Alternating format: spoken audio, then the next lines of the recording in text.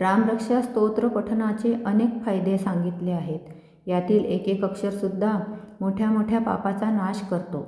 या स्तोत्राच्या पठणामुळे साधकाच्या आजूबाजूला एक सुरक्षा कवच तयार होते, ज्यामुळे सर्व प्रकारच्या संकटापासून आणि वाईट शक्तीपासून रक्षण होते.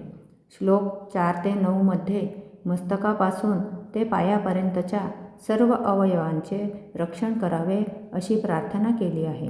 रामरक्षा स्तोत्राचे पठण जो करेल तो दीर्घायुषी, सुखी, पुत्रवान, सर्व कार्यात यश मिळवणारा असा होईल. रामरक्षा स्तोत्र सर्व इच्छा पूर्ण करणारे आणि जीवनात सुखसमृद्धी आणणारे मानले जाते. रामरक्षा संस्कृतमध्ये आहे. प्रार्थना करताना अर्थ समजून व तो नीट मनात बाळगून प्रार्थना केली तर ती अधिक उपयुक्त ठरेल, म्हणून रामरक्षेचे मराठी भाषांतर सांगितले आहे. मी प्रथम श्लोक पठण करणार आहे आणि त्याचा मराठी अर्थ सांगणार आहे. चला तर मग पठणाला सुरुवात करूया. श्री गणेशाय नमः.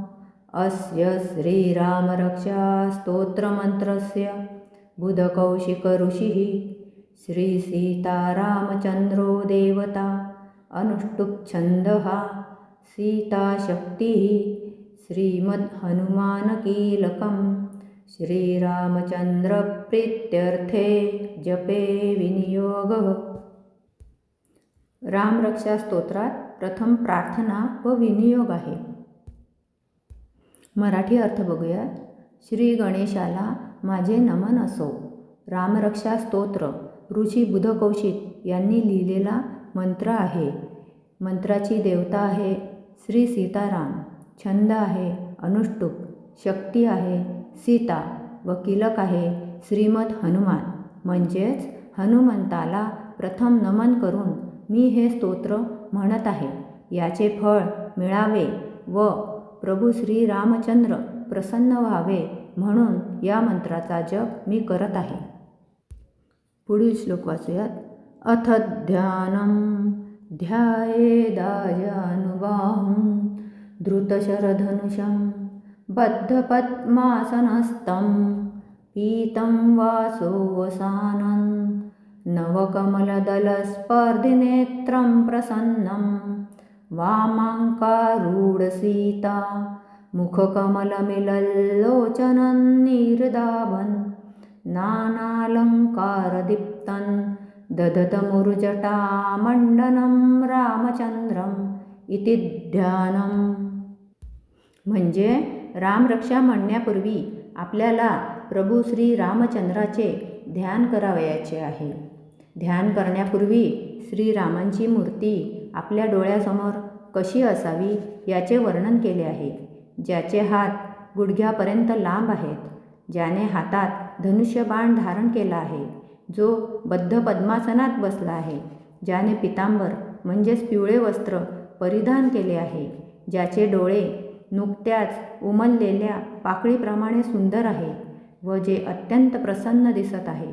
डाव्या मांडीवर बसलेल्या सीतेच्या मुखकमलाकडे जे बघत आहे, पाण्याने भरलेल्या मेघाप्रमाणे ज्याची कांती श्यामल वर्णाची आहे, अनेक प्रकारच्या अलंकारांनी जे सुशोभित आहे, जो मोठे जटामंगल धारण करणारा आहे, अशा प्रभू श्री रामचंद्राचे प्रथम ध्यान करावे. श्लोक 1 वाचूयात. चरितं रघुनाथस्य शतकोटिप्रविस्तरम् एकैकमक्षरं पूसां महापातकनाशनम्. अर्थात श्री रामचंद्रांचे चरित्र 100 कोटी श्लोकांइतके विस्तारित आहे व त्यातील एक एक अक्षरसुद्धा मनुष्याच्या मोठ्या पापांचा नाश करणारे असे आहे. श्लोक 2 आणि 3चा एकत्रित अर्थ आहे, त्यामुळे मी 2 आणि 3 एकत्रित वाचणार आहे. ध्यात्वा नीलोत्पलश्यामं रामं राजीवलोचनं जानकी लक्ष्मणोपेतै जटामुकुटमण्डितं सासितून धनुर्बाण पाणिन्नत्यञ्चरान्तकं स्वलीलया जगत्रातु माविर्भूतमजं विभुम्.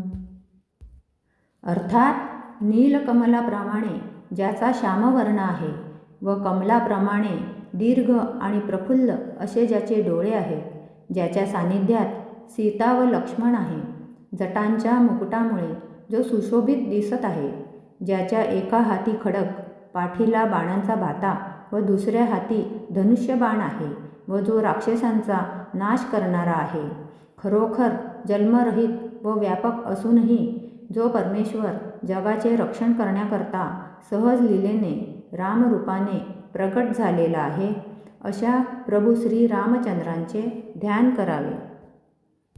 पुढील श्लोकांचे व्हिडिओ मी अपलोड केलेले आहे, तेव्हा प्लीज लाईक, सबस्क्राईब करा आणि रामरक्षा रोज म्हणत चला.